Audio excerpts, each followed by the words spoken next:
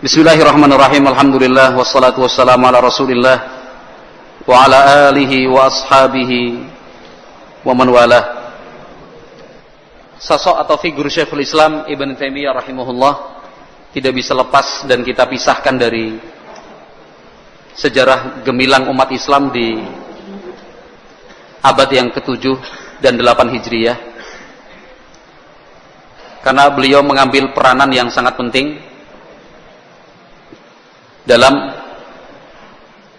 aksi perlawanan umat Islam melawan pasukan Tatar.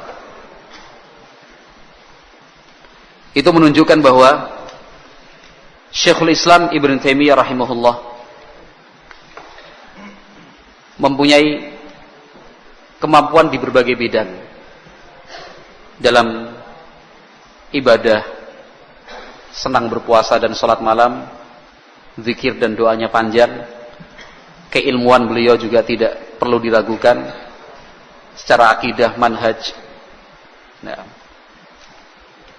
terkait dengan hal ini, beliau juga adalah seorang qaid askari azim, siasi, muhnik, nabir. Itu beberapa sebutan yang diberikan para ulama untuk Syekhul Islam Ibn Taimiyah rahimahullah. Beliau adalah seorang panglima perang, jenderal lapangan yang punya wibawa tinggi, seorang ahli strategi, punya kemampuan teknik tempur yang mumpuni, cerdik. Nah, itu Syekhul Islam Ibn Taimiyah rahimahullah ta'ala. Nah, seandainya kita secara khusus saja membahas pertempuran yang pernah diikuti oleh Syekhul Islam Ibn Taimiyah dalam menghadapi pasukan Tatar, itu sudah berjilid sendiri kitab yang dikumpulkan. Namun secara umum Syekhul Islam Ibn Taimiyah juga tidak tidak hanya dalam bidang-bidang ilmu yang selama ini kita kenal dan kita pelajari, bahkan terkait dengan politik syar'i pun, siasah syar'i diistilahkan begitu, Syekhul Islam Ibn Taimiyah juga punya kedalaman ilmu. Salah satu karya beliau yang cukup terkenal dalam hal ini adalah As-Siyasah Syar'iyyah Bainar Ra'i war Ra'iyah. Nah, siasat syar'i tentang hak dan kewajiban rakyat serta pejabat, penguasa dan rakyat jelata. Itu ditulis oleh Syekhul Islam Ibn Taimiyah rahimahullah. Juga ada karya beliau yang berjudul Al-Hisbah fil Islam, atau juga dikenal dengan nama kitabnya Wazifatul Hukumi Al-Hukumatil Islamiyah. Nah,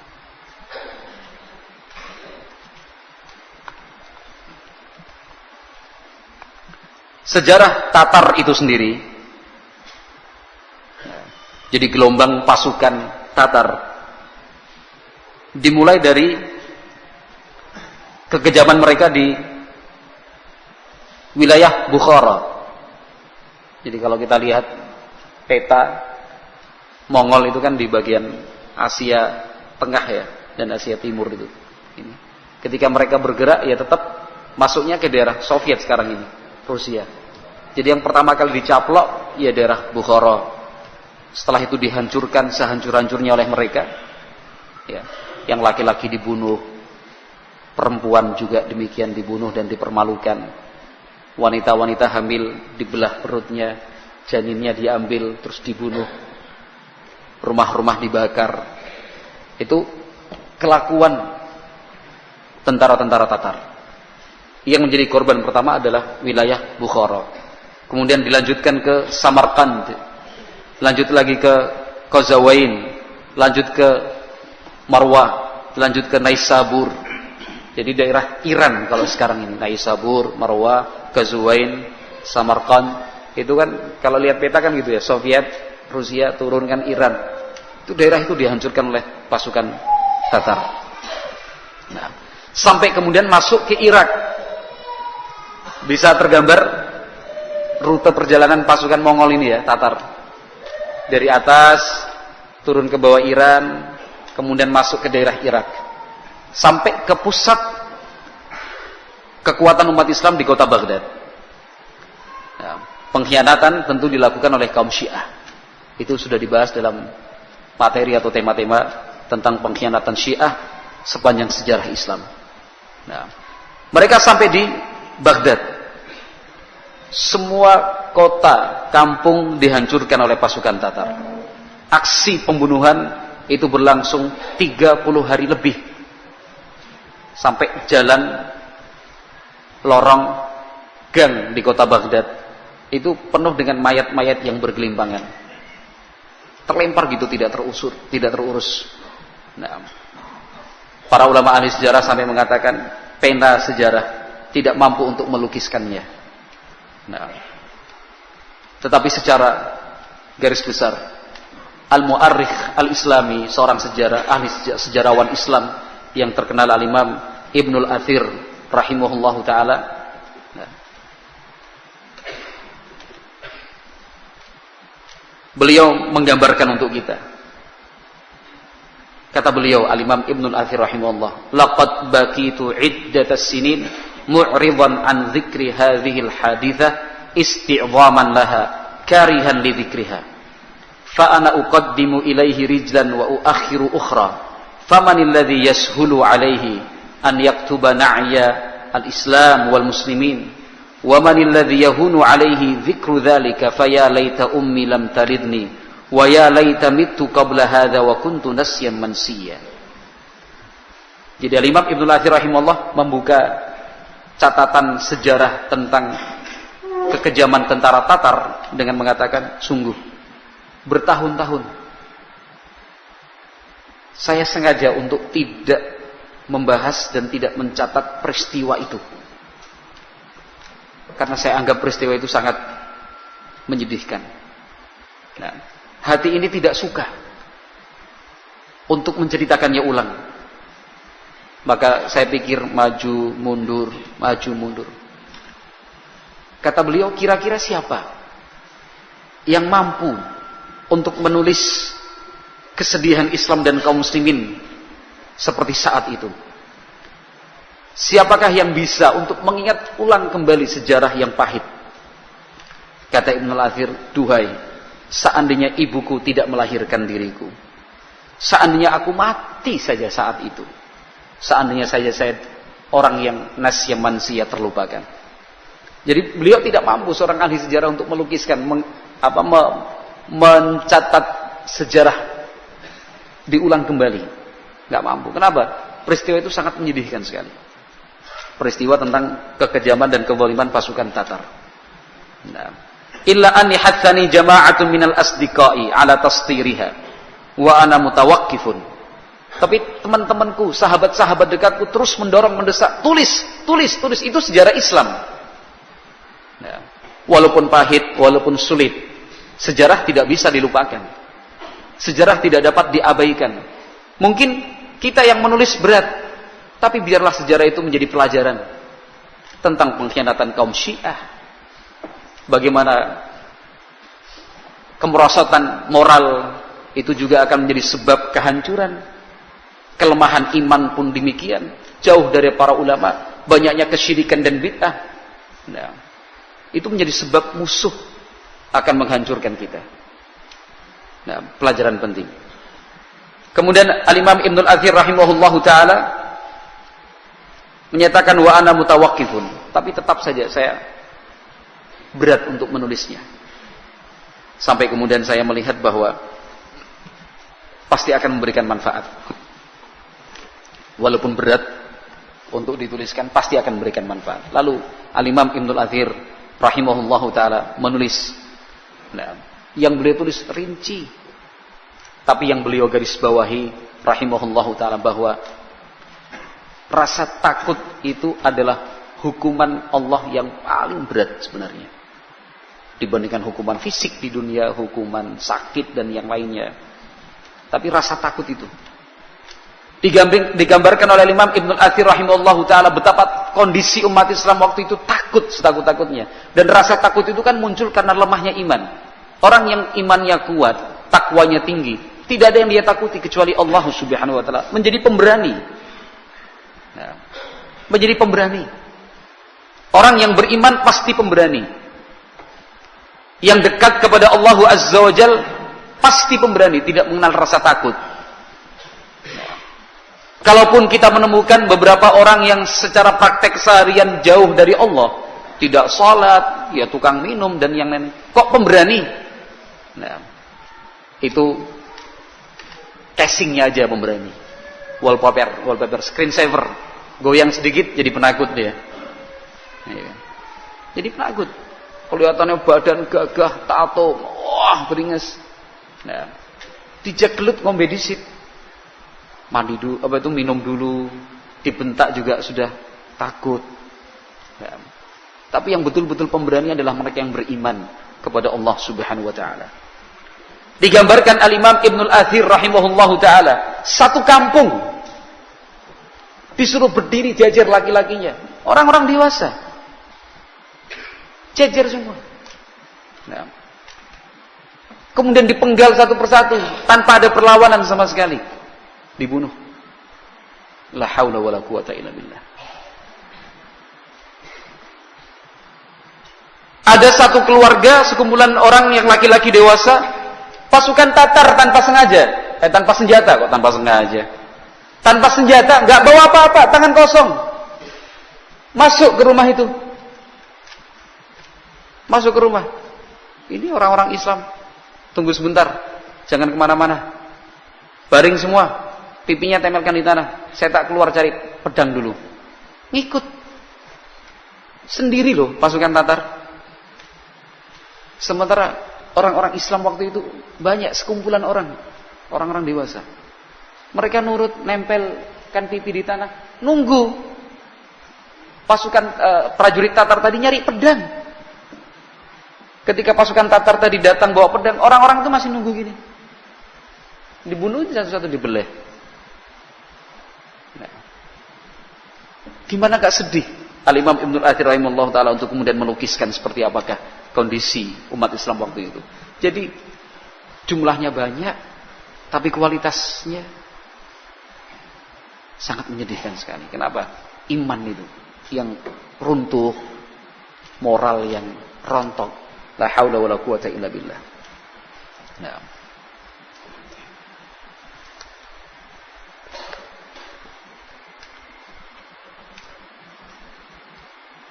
Kata Imam Ibnul Athir rahimahullah, "Falau qala qailun, innal 'alama mundu an khalaqallahu ta'ala Adama ilal an lam yubtalau bimithliha lakana shadiqan."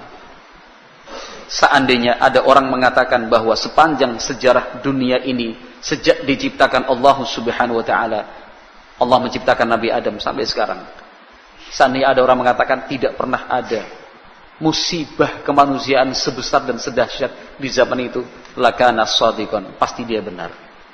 Artinya sepanjang sejarah dunia, ya kejadian Tatar itulah yang paling mengerikan dan paling mengenaskan. La haula wala quwata illa billah. Sampai kemudian satu persatu daerah muslimin jatuh ya, dikuasai pasukan Tatar. Nah, berita tentang gerakan dan ekspansi pasukan Tatar ini sampai juga ke negeri Syam. Mongol, Rusia, turun Iran, Irak. Irak itu daerahnya berbatasan dengan Syam. Irak itu berbatasan dengan Syam. Kemudian ke kiri sedikit, itu sudah negeri Syam. Lah, kekejaman pasukan Tatar ini beritanya dan informasi sampai ke penduduk negeri Syam. Nah, mereka juga mendapat informasi bahwasanya pasukan Tatar akan menuju negeri Syam. Rasa takut itu sudah menyelimuti kaum muslimin. Bukan hanya rasa takut itu ada di dalam hati, mereka pun mulai melakukan migrasi, pindah. Ini padahal pasukan Tatar belum datang. Penduduk Syam itu sudah mulai pindah. Ada yang pindah ke Mesir, karena itu pusat pemerintahan kaum muslimin. Mereka pindah dan berlindung ke benteng-benteng di atas bukit dan gunung yang tinggi. Tapi di luar wilayah negeri Syam, mereka bawa anak dan istri. Mereka jual peralatan rumah tangga, perabotan. Bahkan mereka jual pakaian dengan harga yang semurah-murahnya. Nah, untuk dibelikan apa? Dibelikan keledai, dibelikan bighal, alat transportasi, sehingga bisa digunakan untuk melarikan diri. Nah, Sampai-sampai harga seekor keledai itu sampai 1.000 dirham. 1.000 dirham. Padahal mungkin prakteknya 4 dirham, 5 dirham udah dapat, ini 1.000 dirham. Berkali-kali lipat harganya. Nah, ini pasukan Tatar belum datang. Syam sudah mulai kacau. Kenapa kekacauan itu terjadi? Karena rasa takut. Rasa takut itu pun muncul karena iman yang lemah. Nah, mulailah kekacauan, rusuh. Nah, toko-toko dijarah, harta milik orang kemudian diperebutkan, rusuh, chaos. Narapidana di penjara melarikan diri. Karena yang sipir dan penjaga lapasnya juga mikirkan diri sendiri kan akhirnya. Nah, itu digambarkan oleh para ulama sejarah demikian.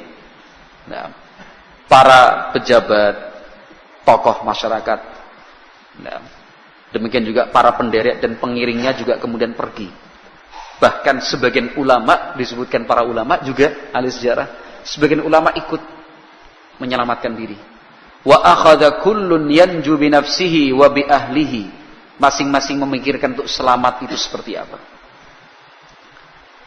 Masjid Raya Damaskus, Masjid Raya Syam, salat Jumat 1 shaf saja nggak penuh.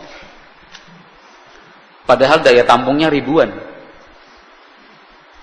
Nah, pasukan Tatar belum datang sudah mulai sepi daerah Syam. Nah, Al-Hafidz Ibnu Katsir rahimahullahu taala dalam kitabnya Al-Bidayah wa Nihayah menceritakan untuk kita tentang hal tadi. Beliau juga termasuk saksi mata karena beliau hidup sezaman dengan kejadian seperti itu. Nah, beliau adalah seorang ulama dari negeri Syam, murid dari Syekhul Islam Ibnu Taimiyah rahimahullahu taala. Nah, dalam kondisi yang seperti itu, ikhwati fillah rahimakumullah, Syekhul Islam Ibnu Taimiyah, nah, beliau bersikap kokoh seperti kokohnya gunung yang tinggi. Beliau tidak berpikir untuk lari, tidak berpikir untuk menyelamatkan diri seperti yang dilakukan oleh sebagian besar orang lain. Nah, dan alhamdulillah Ahlus Sunnah dan Salafiyin di setiap waktu, di setiap tempat telah teruji kecintaan mereka terhadap Islam membuat mereka tegar, kokoh, sabar. Dalam konteks kita bernegara di Indonesia ini, sebenarnya yang mempunyai dan telah mengaplikasikan sikap bela negara itu ya Ahlus Sunnah Salafiyin. Betul-betul bela negara kalau dalam konteks berbangsa dan bernegara. Nah, ya contoh yang terakhir kan upaya yang dilakukan Ahlus Sunnah untuk membendung faham komunisme. Nah, ketika kita berbicara tentang kesesatan Syiah, itu kan sebagai ungkapan bela negara kita. Karena kita tidak menginginkan negara ini akan hancur, dihancurkan oleh kaum Syiah seperti yang telah lalu-lalu mereka lakukan. Ketika kita menjelaskan tentang kesesatan kaum Khawarij, teroris, nah, itu kan dalam rangka bela negara juga. Dan seterusnya dan seterusnya. Nah, Syekhul Islam Ibnu Taimiyah rahimahullahu taala, beliau punya kekuatan iman, punya kekokohan akidah. Nah, maka mulailah beliau bergerak. Syekhul Islam Ibnu Taimiyah rahimahullahu taala door to door menemui langsung satu persatu tokoh-tokoh dan pejabat negeri Syam yang masih memilih tetap tinggal di negeri Syam. Didatengin oleh Syekhul Islam bin Taimiyah rahimahullahu taala. Orang-orang yang berpengaruh dan tersisa di negeri Syam itu disawani oleh Syekhul Islam bin Taimiyah. Nah, radda alaihim umurahum wa thabbatahum wa akhadha yatlu alaihim ayatil Qur'anil Karim al-waridah fil jihad wa ahadits ar-rasul sallallahu alaihi wasallam. Syekhul Islam bin Taimiyah rahimahullahu taala memberikan motivasi. Kita harus bertahan, kita harus melawan. Dibacakan ayat-ayat Allah tentang jihad, hadis-hadis Rasulullah sallallahu alaihi wasallam tentang jihad. Nah, Akhirnya Syekhul Islam bisa mengumpulkan sejumlah kekuatan dan mereka sepakat untuk satu visi, satu misi. Langkah pertama yang dilakukan Syekhul Islam bin Taimiyah rahimahullahu taala adalah berangkat langsung menemui Raja Tatar, Raja Mongol. Yang nggak pernah terfikir, bayangkan. Orang berpikir lari menghindar Syekhul Islam, kita temui. Raja Mongol kita temui. Sebelum datang ke sini kita yang keluar. Luar biasa pemberaninya. Syekhul Islam bin Taimiyah. Dan memang betul, bukan cuma omong doang, omdo atau NATO, enggak. No action, talk only, enggak. Kan itu. Betul-betul berangkat dengan sejumlah orang utusan resmi dari negeri Syam. Syekhul Islam bin Taimiyah rahimahullahu taala berangkat menemui Raja Mongol, Raja Tatar yang terkenal bengis, kejam itu, yang enggak punya darah. Karena memang kalau bunuh enggak kedep. Nah, itu Syekhul Islam bin Taimiyah ditemui. Waktu itu langsung pemimpin tertinggi pasukan Tatar ditemui, panglimanya. Al-Imam Ibnu Katsir rahimahullah dalam kitab Al-Bidayah wa Nihayah menggambarkan, wa qad kasallahu asy-syaikha hullatan minal mahabati wal imani wat tuqa wa laqad qala ahadul ladzina syahadul liqa kuntu hadiran ma'a asy-syaikh faja'ala yuhaddithu as-sultana biqaulillahi wa rasulihi fil adli wa yarfa'u sawtahu wa yaqrubu minhu was-sultanu ma'a dzalika muqbilun 'alaihi musghin lima yakunu syakhisun ilaihi la ya'ridu anhu wa inna sultana min syiddati ma auqa Allahu fi qalbihi minal haibati wal mahabbah sa'ala man hadha syekh inni lam ara mithlahu wa la athbata qalban minhu wa la auqa min hadithihi fi qalbi wa la ra'aituni a'dhaman qiyadan li ahadin minhu fa akhbara bi halihi wa ma huwa alaihi minal ilmi wal amal. Al-Imam Ibnu Katsir rahimahullahu taala menggambarkan, sungguh Allah azza wa jalla telah memberikan kelebihan untuk Syekhul Islam bin Taimiyah, yaitu wibawa, karisma yang tinggi disebabkan iman dan takwa. Salah satu orang yang ikut serta menemani Syekhul Islam bin Taimiyah menemui dan berbicara langsung dengan Raja Tatar menceritakan bahwa Syekhul Islam setibanya bertemu langsung bertatap muka dengan Raja Tatar, Syekhul Islam menyampaikan firman Allah dan sabda Rasulullah SAW tentang sikap adil, tidak boleh berbuat zalim. Syekhul Islam berani. Wa yarfa'u sauta, suaranya diangkat, ditinggikan. Allah berfirman. Begitu contohnya lah. Mirip enggak? Ya enggak tahu mirip apa enggak pernah menyaksikan Syekhul Islam kan ya. Kan itu. Tapi suara beliau diangkat, wibawa, bukan dibuat-buat. Hei, raja. Itu mah sandiwara. Ini asli loh. Suara beliau naik itu dengan penuh wibawa. Nah, ada dalam kehidupan kita sehari-hari kita temui orang-orang seperti ini. Orang-orang yang kalau berbicara mau nggak mau kita pengen dengerin, hormat, gitu. Tapi ada orang bicara kita. Nah, Syekhul Islam bin Taimiyah termasuk orang yang kalau berbicara itu punya wibawa, karismanya tinggi sekali. Nah, sudah bicaranya lantang, dekat lagi. Mendekat kepada Raja Tatar ini yang orang jaraknya ribuan kilometer udah lari mendengar namanya, ini malah dideketin. Disampaikan, diingatkan tentang sikap adil, segala macam diingatkan oleh Syekhul Islam, didakwahi oleh Syekhul Islam bin Taimiyah rahimahullah. Syekhul Islam bersikap seperti itu, Sultan atau Raja Tatar itu mendengarkan dengan baik.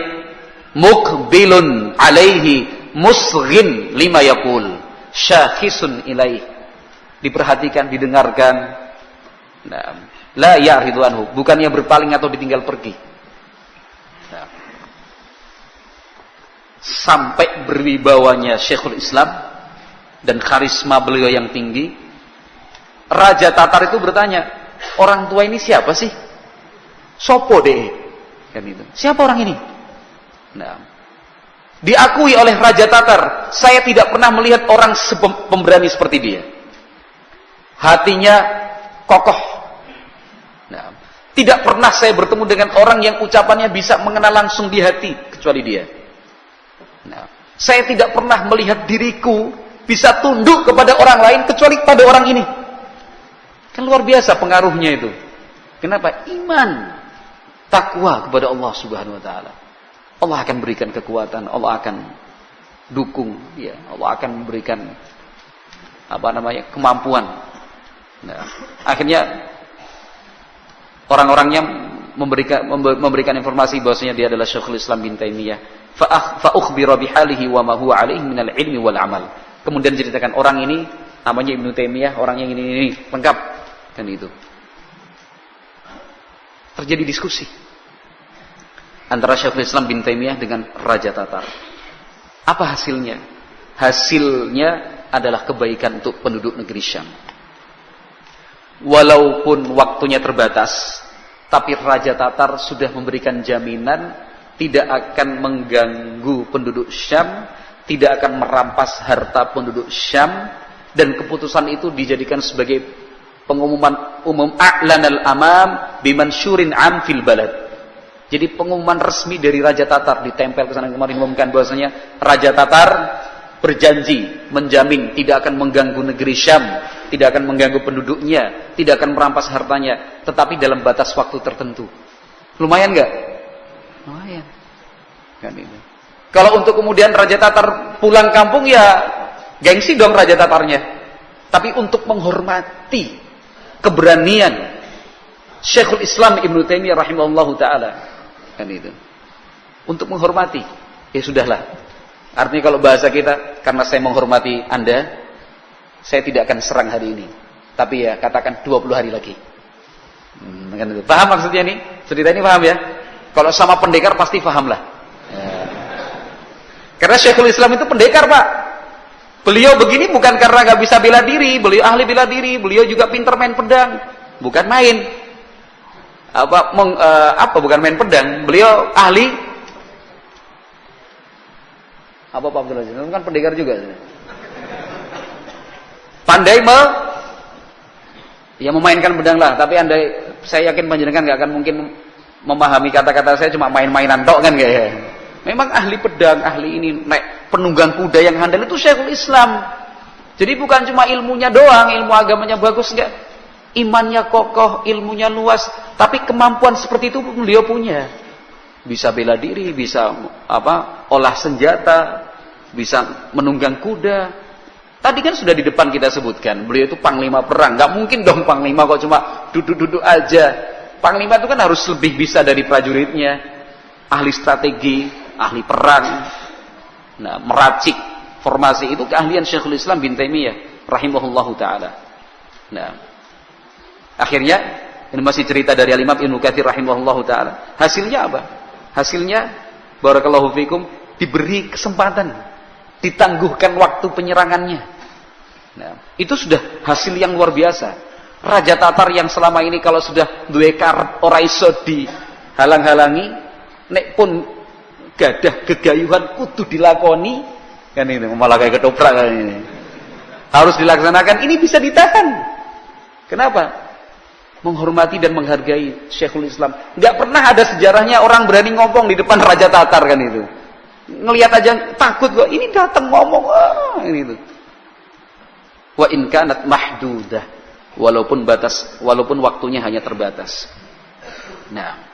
Akhirnya penduduk negeri Syam waktu itu mulai tenang, kondusif. Setelah beberapa hari dari waktu yang telah ditentukan, mulailah pasukan Tatar ini melakukan ulah, tapi bukan di dalam negeri Syam, di luar kota. Mulai merampas, mulai membunuh. Tapi itu waktunya sudah ditangguhkan. Mestinya hari ini, tapi seminggu kemudian baru mereka melakukan aksi. Mungkin pasukan Tatarnya juga nggak bisa dicegah kan ya. Panglimanya bilang jangan, iso dan piendan kan gitu. Ya Panglima sudahlah, terserah kalian, yang penting jangan ganggu di tengah kota. Kan itu. Akhirnya informasi itu sampai juga ke negeri Syam. Beberapa orang yang terpengaruh takut dengan pasukan Tatar berpikir untuk menyerahkan benteng kota Syam diserahkan kepada pasukan Tatar saja. Orang mulai berpikir, udahlah kita nyerah aja lah. Kita Gak usah melawan. Melawan juga apa gunanya? Kita nggak ada apa-apanya sama mereka. Hancur juga kita. Lebih bagus kita menyerah. Masih ada kemungkinan selamat. Kalau melawan pasti mati. Kalau menyerah mungkin aja selamat. Lebih bagus kita menyerah. Tapi Syekhul Islam bin Taimiyah rahimahullah saat itu juga langsung menemui para pemimpin-pemimpin komandan yang bertanggung jawab atas benteng kota Syam. Kata Syekhul Islam, la tuslimul qala'ah wa qatilu dunaha walau ila akhiri hijaratin fiha wa ila akhiri qatratin minkum. Kata Syekhul Islam, ditemui satu persatu komandan-komandannya itu, jenderal-jenderalnya. Enggak boleh. Jangan serahkan benteng ini. Lawan sampai habis demi mempertahankan satu bongkah batu di negeri ini sampai tetesan darah terakhir kita.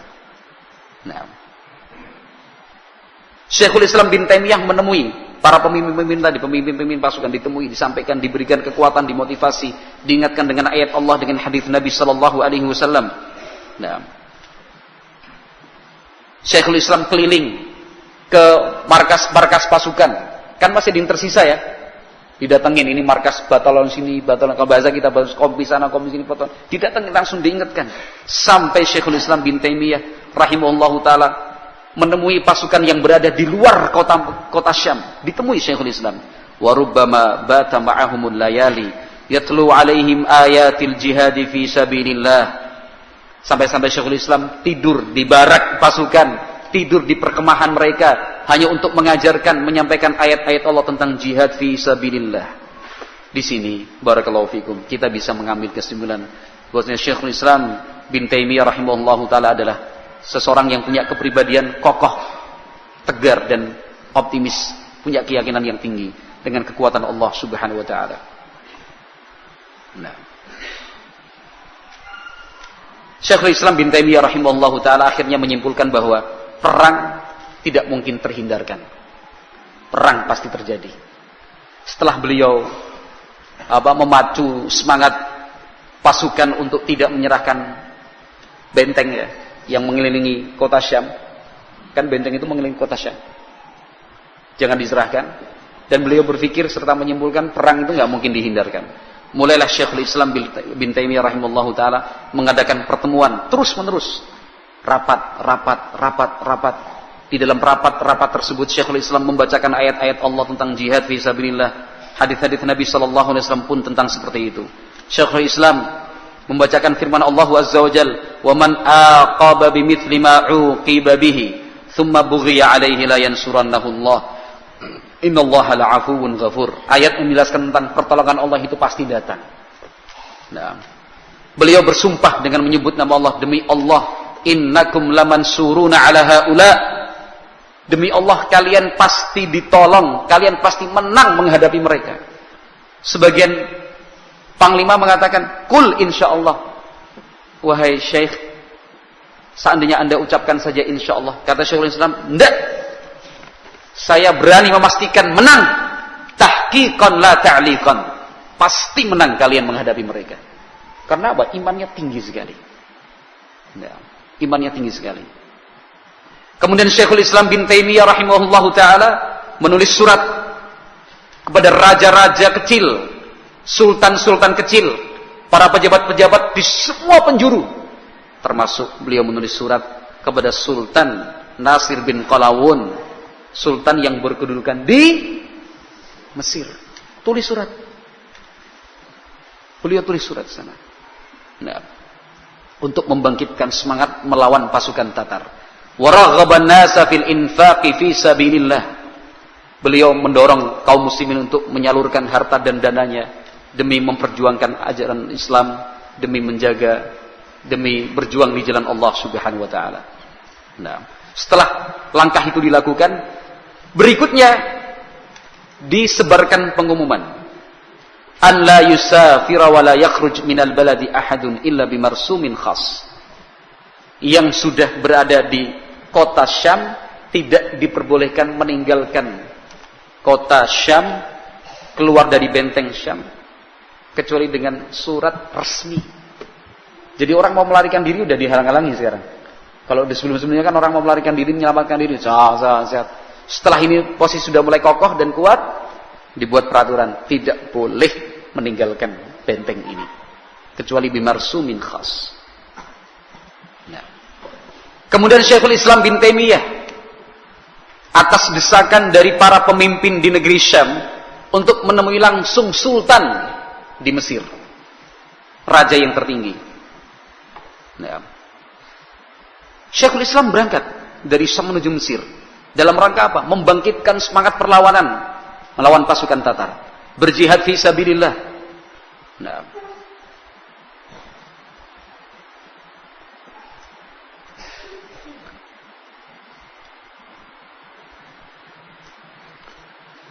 Dan rencana itu akhirnya berhasil. Sultan yang berkedudukan di Mesir akhirnya menyatakan siap untuk memberi bantuan. Nah.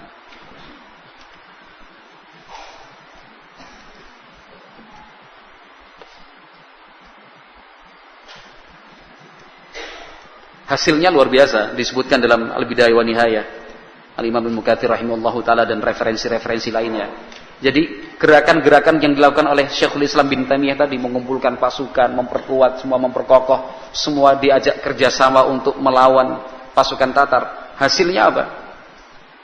Nah.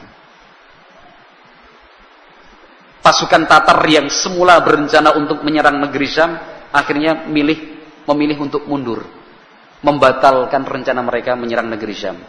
Di dalam Al-Bidayah wa Nihayah diterangkan, bahwasanya lam yahsul qitalun fi hadhihi sanah. Pada tahun tersebut tidak terjadi peperangan dan pertempuran antara pasukan Islam dengan pasukan Tatar. Setelah pasukan Tatar menyatakan mundur, tidak melanjutkan kembali rencana menyerang negeri Syam, ada Ibnu Taimiyah ila durusihi wa majalisihi ilmiyah. Syekhul Islam kembali aktif berdakwah, mengajar, menyampaikan ilmu, mengajarkan Al-Quran dan Sunnah Nabi Muhammad SAW dan seterusnya. Nah, itu beliau rahimahullahu taala. Kemudian pada tahun 702 Hijriah, pasukan Tatar kembali lagi ke negeri Syam. Nah, pada percobaan yang pertama kan kemudian ditemui Syekhul Islam ya. Ditemui Syekhul Islam kemudian memberi batas waktu tertentu tidak akan menyerang. Setelah itu digunakan dan dimanfaatkan Syekhul Islam bin Taimiyah untuk membangun kekuatan dan pertahanan. Dan itu ternyata membuat pasukan Tatar berpikir panjang. Akhirnya mereka tidak melanjutkan rencana menyerang negeri Syam. Tapi pada tahun 702 Hijriah kembali pasukan Tatar datang dengan pasukan yang begitu banyak ke negeri Syam. Mereka mengepung daerah Syam di setiap tempat. Nah, orang-orang di negeri Syam merasa ketakutan. Nah, kembali Syekhul Islam bin Taimiyah rahimahullahu taala tampil. Nah, beliau ingatkan kembali ayat-ayat Allah tentang jihad. Beliau ingatkan kembali tentang hadis-hadis Nabi Muhammad sallallahu alaihi wasallam. Bahkan Syekhul Islam wa aftan nasa bil fitri. Bahkan Syekhul Islam bin Taimiyah rahimahullahu taala memberikan fatwa agar pasukan Islam tidak berpuasa. Padahal waktu itu adalah bulan Ramadan. Nah, sebagian orang masih takut untuk tidak berpuasa. Takut terjatuh dalam dosa besar. Kenapa? Karena puasa itu adalah puasa di bulan Ramadan rukun Islam yang ketiga. Tapi Syekhul Islam bin Taimiyah menyampaikan dalil, hujjah yang kuat dalam kondisi yang seperti itu diperbolehkan untuk membatalkan puasa. Diperbolehkan dan itu uzur rukhsah. Karena sedang menghadapi situasi yang berat, kondisi yang genting, peperangan dan perang besar. Bahkan Syekhul Islam Ibnu Taimiyah rahimahullahu taala itu sengaja keliling di hadapan pasukan-pasukan Islam itu sambil membawa kurma dan makan di hadapan mereka. Siang hari bulan Ramadan makan, nggak apa-apa. Dan mereka kan percaya, mereka sangat hormat sekali dengan Syekhul Islam Ibnu Taimiyah rahimahullahu taala. Nah, kata beliau, Syekhul Islam Ibnu Taimiyah rahimahullahu taala mengingatkan tentang perang Fathu Makkah, penaklukan kota Makkah. Nabi SAW menyatakan kepada sahabat-sahabatnya, innakum mulaqul aduwi ghadan wal fitru aqwa lakum. Itu pesan dari Nabi SAW, karena fatwa dari Syekhul Islam bin Taimiyah tentu berdasarkan dalil. Dalilnya adalah ucapan Nabi kepada sahabat-sahabatnya ketika penaklukan kota Mekah, sesungguhnya besok kalian akan bertemu dengan musuh. berbuka puasa itu lebih bisa menguatkan badan, silahkan berbuka. Nah, setelah itu betul-betul terjadi peperangan antara pasukan Islam dengan pasukan Tatar sampai malam hari, terus begitu perang, dan pasukan Tatar melarikan diri, mereka dalam posisi yang kalah. Nah, faqutilu minhum umaman la yuhsa adaduhum illallahu ta'ala. Pasukan Tatar yang terbunuh dalam peperangan waktu itu namanya perang Syakhab. Itu jumlahnya sangat banyak sekali, tidak ada yang bisa menghitungnya kecuali Allah Subhanahu wa taala. Dan kekalahan Tatar pada hari itu adalah kekalahan pertama dalam sejarah pasukan Tatar. Kekalahan mereka melalui sebab siapa? Syekhul Islam Ibnu Taimiyah rahimahullahu taala. Yang jelas, ikhwati fillah rahimani wa rahimakumullah, itu salah satu gambaran saja bahwasanya Syekhul Islam Ibnu Taimiyah rahimahullahu taala adalah orang pemberani. Dan itu juga mengingatkan kita bahwa Ahlus Sunnah atau Salafiyin, jadi urusannya bukan hanya masalah ngaji taklim, tapi dalam semua bidang. Ketika kita dituntut untuk tampil ke depan, kita tampil ke depan. Contoh yang paling dekat kembali saya ingatkan tentang program tebar majalah komunisme ini. Nah, asatidzah Ahlus Sunnah melakukan rapat berkali-kali di Jogja, di Malang, di Jember, di Cirebon, terus rapat. Nah, yang akhirnya kesimpulannya apa? Ahlus Sunnah harus tampil dengan cara yang sesuai dengan syar'i. Caranya apa? Ya sudah, majalah direvisi khusus untuk masyarakat, pejabat juga, kemudian disedikitkan jumlah halamannya. Nah, kemudian kita bagi-bagikan secara gratis. Dananya dari mana? Dari luar negeri? Enggak. Dananya kan orang tanya, masa gratis ya? Dari luar negeri Mas ya? Mboten, ini kalau bahasa kita saweran Mas. Urunan, iuran, ini semua dari yang 10.000, 2.000, 3.000, ini sumbangsih kami. Kan itu. Kemarin waktu saya di Kebumen buka puasa, teman-teman kita tim tebar majalah, alhamdulillah sempat melakukan audiensi dengan Bapak Bupati Kebumen, Pak Fuad. Kemarin audiensi dengan Pak Bupati. Disampaikan, mohon maaf Pak Bupati, inilah bentuk bela negara kami, Salafiyin. Bentuk perhatian kami, cinta kami kepada negara ini. Hanya ini yang bisa kami lakukan, tidak lebih dari itu. Dan mohon maaf, kami bukan tipe orang yang melakukan unjuk rasa, demonstrasi, kemudian mencaci maki pemerintah dan mengatakan, ya saya baru aja dimarah-marahin orang nih Mas. Nah, kan itu bukan Ahlus Sunnah, salah. Kan itu. Terus gimana? Udah, karena tim tebar majalah juga diiringi oleh dari Intelkam Polres. Langsung, sudah Pak, nanti diurus Pak ya. Berarti boleh nih, semuanya sudah bebas. Saya berikan izin, bagikan ke dinas-dinas. Nanti lewat Bapak ini, yang dari Intel Polres. Pak Bupati sudah oke, ACC. Nah, tampil. Nah. Mereka yang teriak-teriak anti komunis sekarang di mana? Gak ada ceritanya lagi. Karena tujuan politis gak bisa dihilangkan. Ahlus Sunnah Salafiyin ketika menyampaikan majalah tentang anti komunisme ini disampaikan, termasuk kemarin kepada Bapak Bupati Kebumen, kan gitu. Ini tidak ada unsur komersialisasinya Pak, bukan jual beli. Ini juga tidak ada unsur politisasinya, murni sumbangsih kami yang mencintai negeri ini. Kami tidak ingin negeri ini hancur. Ini diterima. Kalau Anda mengikuti berita informasi beberapa waktu yang lalu kan ramai ya di media massa, media sosial, komunis mau mengadakan tablik akbar, apel siaga, buat spanduk sana sini. Sekarang diam lagi. Kenapa? Latah. Cuma ikut-ikutan aja, nggak pengen ketinggalan. Sebelum ada isu seperti ini, apa mereka juga bicara? Enggak. Ahlus Sunnah enggak mau isu itu sekarang sedang panas, kita tetap berbicara anti komunisme. Sebelum ini pun kita sudah berbicara tentang komunisme. Terus begitu. Nah, yang kita harapkan adalah ridha dari Allah Subhanahu wa taala. Ahlus Sunnah harus tampil. Barakallahu fikum dalam setiap aspek, di setiap bidang. Yang diharapkan siapa kalau bukan Ahlus Sunnah? Nah, sebagai penutup, ikhwati fillah rahimani wa rahimakumullah, saya ingin menyampaikan bukti bahwa Syekhul Islam bin Taimiyah, setelah kita membaca dan mendengar sejarah singkat beliau, yang ternyata beliau dipenjara berkali-kali, dipanggil oleh penguasa, sempat diasingkan, dan yang lain-lainnya. Padahal jasa beliau cukup besar kan ya. Nah, itu tidak menggambarkan Syekhul Islam bin Taimiyah itu kemudian dakwahnya ditolak, dakwahnya dibenci. Jangan kemudian kita terpengaruh oleh isu yang tidak benar tentang Syekhul Islam bin Taimiyah. Oh, Syekhul Islam itu dakwahnya nggak diterima, buktinya dipenjara berkali-kali. Enggak, itu adalah kaitannya dengan penguasa atas hasutan dan provokasi dari pihak-pihak yang tidak senang dan iri. Sebagai bukti bahwasanya Syekhul Islam bin Taimiyah rahimahullahu taala itu dicintai adalah saat beliau meninggal dunia.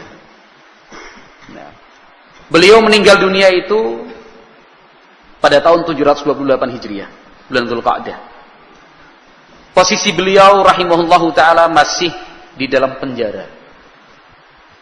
Yang membuat beliau semakin parah sakitnya apa? Dilarang menulis, dilarang sedih. Sesuatu yang kita senangi, sesuatu yang kita cinta, kemudian kita tidak boleh melakukannya. Itu kan semakin nambah sedih. Rahimahullahu ta'ala. Pada waktu sahur malam Senin, beliau meninggal dunia.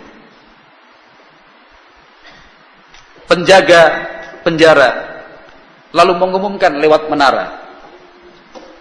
Nah, setelah itu para penjaga-penjaga penjara cerita, langsung ceritanya nyebar kemana-mana. Kata Al-Imam Ibnu Katsir rahimahullahu ta'ala ad-Dimashqi. Al-Imam Ibnu Katsir kan murid dari Syekhul Islam bin Taimiyah. Kata Al-Imam Ibnu Katsir rahimahullah, "Fama asbahan nas illa waqad tasama'u bihadzal khatbil jasim. Fabadara an-nasu ila al-ijtima'i hawla al-qal'ah min kulli makanin amkanahumul maji'u minhu hatta minal ghawtati wal maraj." Kata Ibnu Katsir rahimahullah, pagi berita itu sudah betul-betul tersebar. Orang mulai berbondong-bondong datang memenuhi sekeliling area penjara. Ini ada bangunan penjara. Orang-orang mulai berdatangan. Wah, banyak. Nah, dari tempat yang jauh seperti Ghautah dan Marat saja mereka datang. Nah, bayangkan tempat-tempat terpencil kalau bahasa kita, sampai paling desa, pucuk gunung, datang cepat. Nah, kenapa? Karena Syekhul Islam itu dicintai. Nah, zaman itu belum ada Facebook ya, belum ada WA, belum ada Telegram. Informasinya cepat menyebar itu kenapa? Karena dorongannya kuat. Apa dorongannya itu? Cinta mereka kepada Syekhul Islam bin Taimiyah rahimahullahu ta'ala. Hampir semua toko dan warung di pasar tutup. Digambarkan oleh Ibnu Katsir rahimahullah. Hari itu semuanya milih tutup warung, tutup semua.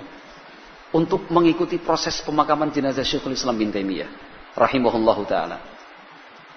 Nah, jadi warung-warung tutup, perekonomian sudah mulai mandek macet, semuanya mengarah ke benteng, ke penjara tadi, ke penjara. Nah, kata Ibnu Katsir rahimahullahu ta'ala, banyak orang menangis hari itu. Banyak orang bertahlil la ilaha illallah. Ya. Kaum wanita pun ikut menangis. Kaum wanita. Ya. Mereka mendoakan rahmat untuk Syekhul Islam bin Taimiyah rahimahullahu ta'ala. Di mana keberadaan kaum wanita? Di atas atap-atap rumah. Atapnya bukan seperti gini. Atap rumah di sana kan datar gini. Kan itu kayak bangunan hotel gitu. Di atapnya itu. Perempuan di atas atap menangis. Menangisi wafatnya Syekhul Islam bin Taimiyah, mendoakan rahmat untuk mereka. Kata Ibnu Katsir rahimahullah, wabil jumlah, kesimpulannya hari itu adalah hari yang sangat padat dan ramai sekali. Tidak pernah terjadi seramai itu dalam sepanjang sejarah kota Damaskus. Tidak akan mungkin orang bisa menghitung secara pasti berapakah jumlah yang menghadiri jenazah dan pemakaman Syekhul Islam Ibnu Taimiyah rahimahullahu ta'ala. Nah, kata beliau rahimahullahu ta'ala,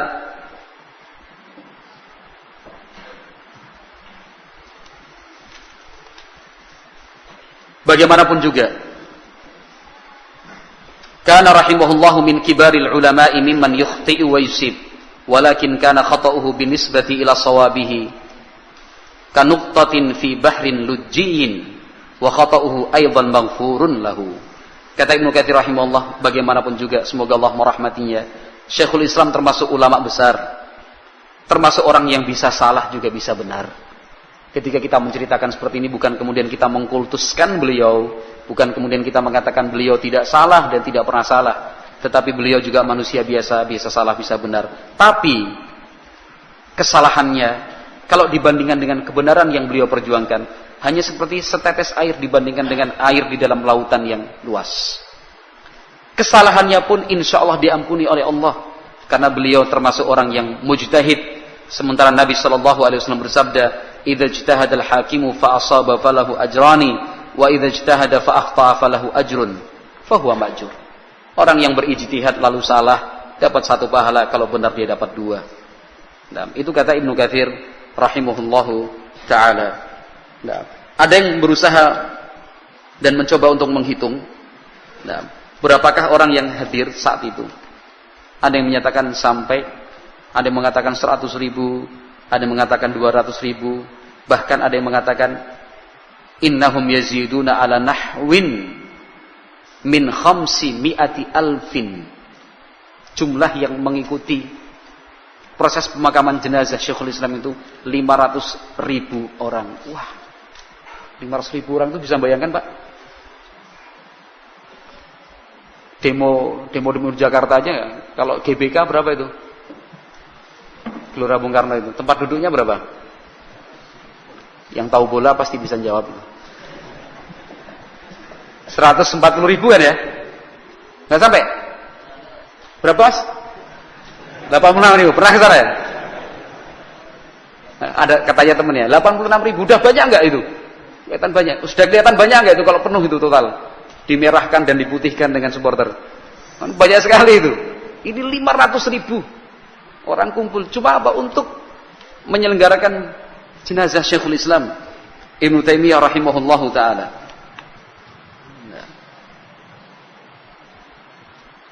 Kata ahli sejarah, lam yusma' fi janazatin bimithli hadzal jam'i illa janazatal Imam Ahmad bin Hanbal.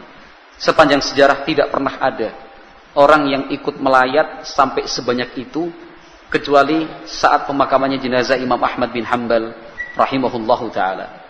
Kita teringat dengan ucapan Imam Ahmad bin Hanbal, qulu li ahlil bid'ah bainana wa bainakumul janaiz. Sampaikan kepada semua ahlul bid'ah, yang menjadi pembuktian antara kita dan kalian adalah hari pemakaman jenazah. Beliau dibenci, beliau dimusuhi. Ternyata yang membenci dan musuhi hanya segelintir orang, tapi mayoritas umat Islam, hampir keseluruhan, kecuali sedikit tadi, itu sebenarnya sayang dan cinta kepada Syekhul Islam Ibnu Taimiyah rahimahullahu ta'ala. Nah, sebagian menghitung bukan cuma yang hadir saat itu, tapi di negeri-negeri yang jauh mereka melaksanakan sholat gaib. Walaupun pendapat yang paling kuat, kalau seorang muslim itu meninggal dunia sudah disolatkan, maka tidak dituntunkan untuk melaksanakan sholat gaib. Tapi barangkali mereka-mereka yang di tempat-tempat yang jauh itu, nah, mungkin mereka ingin melaksanakan sholat gaib karena berpendapat boleh. Tapi saking banyaknya orang yang merasa kehilangan Syekhul Islam Ibnu Taimiyah rahimahullahu ta'ala. Nah.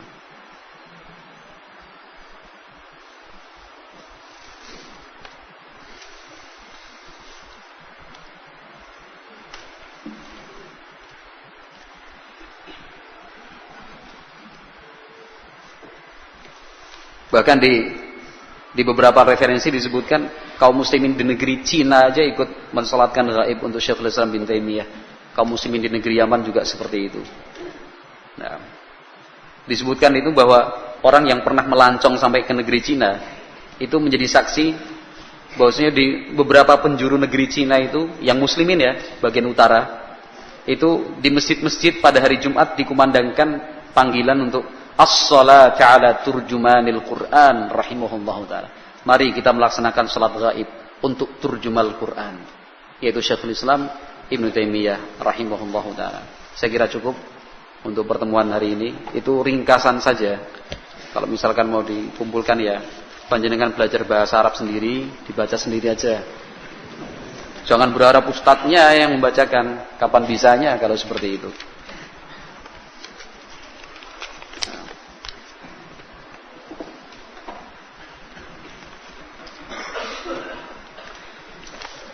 Baik, tolong berikan faedah kepada kami tentang ucapan Syekhul Islam Ibnu Taimiyah yang tidak mau mengucapkan insyaallah ketika diingatkan oleh seseorang. Apakah memang boleh seperti itu? Dan tolong, ya kalau Anda punya iman seperti iman Syekhul Islam, silahkan. Itu kan karena berdasarkan iman yang kuat, percaya betul dengan firman Allah. Allah kan sudah berfirman, "Wa man aqaba bimithli ma uqiba bihi tsumma bughiya 'alaihi la yansurannahu Allah." Kan itu. Barang siapa membalas perbuatan musuh orang-orang kafir dalam hal ini, kemudian dia dizalimi. Nah, Allah Subhanahu wa taala menyatakan dalam firman-Nya, la yansurannahullah, pasti Allah menolongnya. Kan begitu. Pasti Allah menolong, itu sudah janji Allah kalau diragukan. Maka Syekh Islam mengatakan, innakum lamansuruna ala haula. Kalian pasti menang, dapat pertolongan dari Allah. Insyaallah enggak. Pasti. Kan itu. Karena iman yang kuat. Kalau kita kan ketika ngomong insyaallah aja enggak percaya. Iya enggak? Kan gitu. Oh kadang-kadang kalau bahasa ngapake ngelomboni kan gitu. Engko ning nggonku ya insyaallah. Insyaallah di bibir aja, di hati enggak.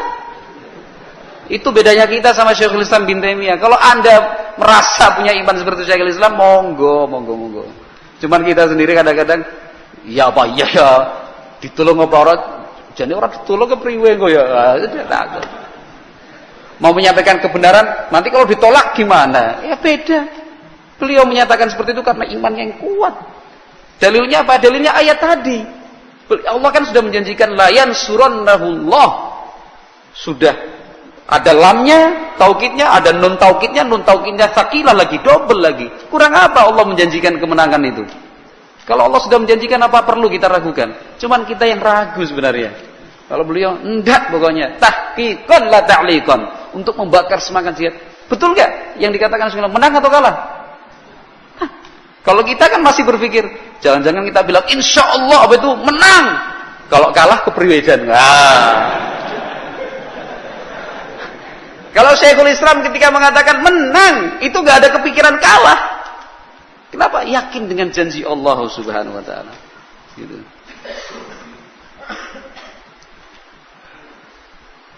Bagaimana dengan kaum perempuan yang dicontohkan siapa? Kebetulan anak saya perempuan, namakan Taimiyah, selesai. Nenek buyutnya Syekhul Islam bin Taimiyah. Dan ada istri yang menganggap peribahasa surga nunut suami, sehingga belajarnya sangat kurang. Ya kalau nunut suami ya kudu nunut ngaji.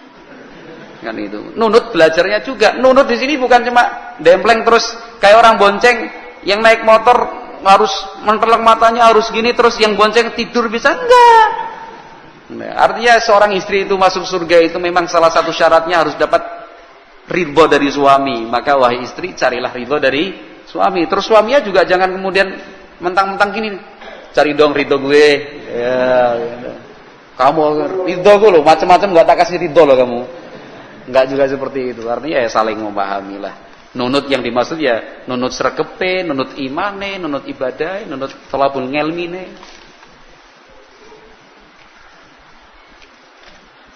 Mohon nasihatnya untuk kami, khususnya untuk para remaja di pondok. Nasihatnya apa ya? Yang nulis siapa dulu ini? Pasti santri ini. Angkat tangan. Siapa yang nulis ini? Mohon nasihatnya. Kalau nggak tunjuk tangan, nggak tak kasih nasihat. Siapa yang nulis? Nggak usah takut. Antum, santri sini. Umurnya berapa? 24. Itu masuk anak-anak muda atau orang tua itu? Masuk kategori mana? Sudah nikah belum? Oh belum, berarti dapat hadiah. Yang tengah ya? Oh ini, karena sudah berani angkat tangan. Hadiah. Mana sih? Oh, nasihatnya apa? Nasihat saya untuk siang hari ini untuk kaum remaja menjauh dari tasyabuh. Sama remaja di ambang kegalauan. Nasihatnya gimana? Baca sendiri. Nanti sampaikan ke yang lain ya. Kok pas banget sih? Siapa guru Syekhul Islam bin Taimiyah? Banyak sekali. Kertasnya tak tinggal di kamar tadi. Nggak hafal sih. Kan gitu.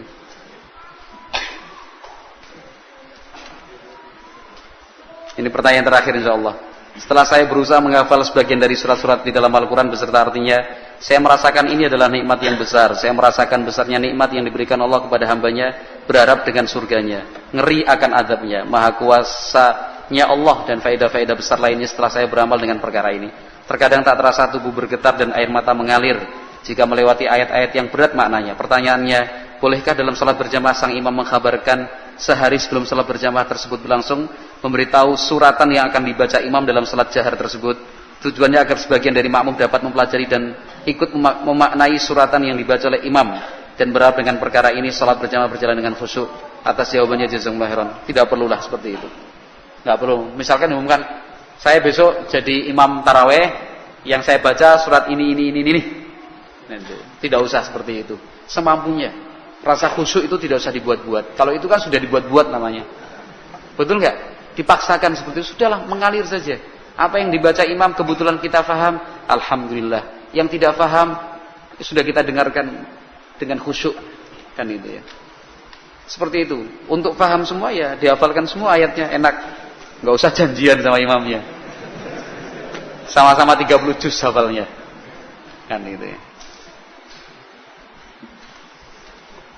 Baru dilihatin sudah gini.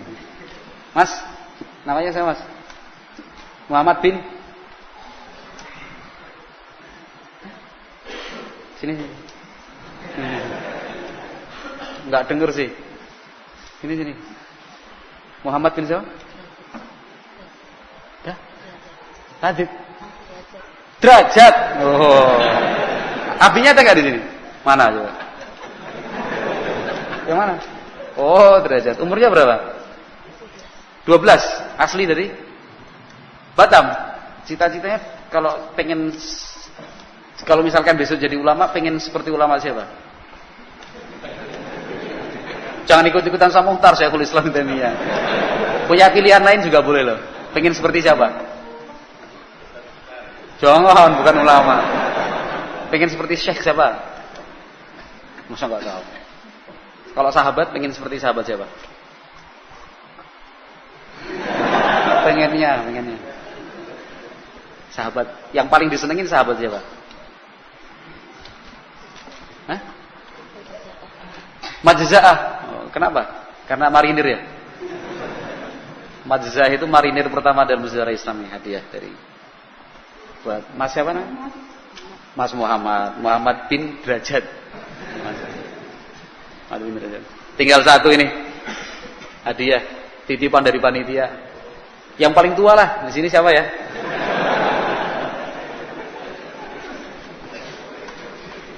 Yang paling tua siapa ya? Yang merasa tua walaupun masih muda.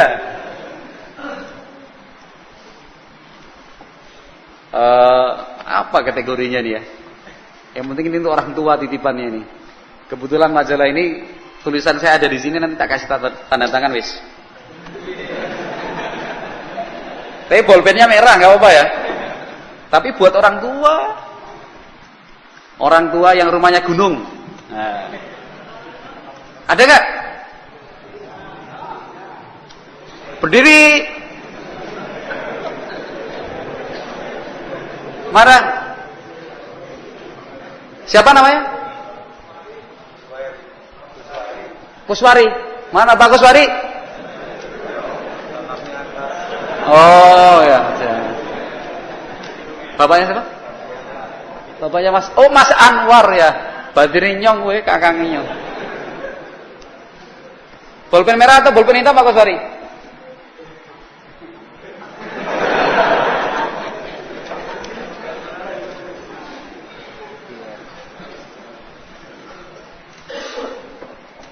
Hadiah buat Pak Kuswari. Kita tahun kemarin kenalan loh Pak Kuswari. Gitu. Iya. Oh iya, umur berapa Pak Kuswari? 70 kurang. Saya juga nih Pak, 70 kurang nih Pak. Lahiran berapa? 47. Berarti ngalami zaman PKI dulu. Oh, ngalami. Sebagai apa Pak dulu, Pak? Penonton lekra. Masya Allah. Aktor lekra yang paling disenengin siapa, Pak? Gak ada. Dulu lekra aja yang apa? Yang lembaga seni, maksudnya yang apa? Yang ketoprak, yang wayang atau apa? Tapi dulu kan cuma seneng aja, bukan karena tertarik komunis ya. Enggak ya? Alhamdulillah. Buat panjenengan. Itu ada tulisan saya di situ. Wah, ya itu. Sebenarnya banyak orang tua yang pakai jaket pengen itu juga. Yang panitianya nyediain 3 ke Priyo Maning jel. Ya wis. Wallahu a'lam bishawab. Subhanakallahumma wa bihamdika asyhadu an la ilaha illa anta astaghfiruka wa atubu ilaik. Assalamualaikum warahmatullahi wabarakatuh.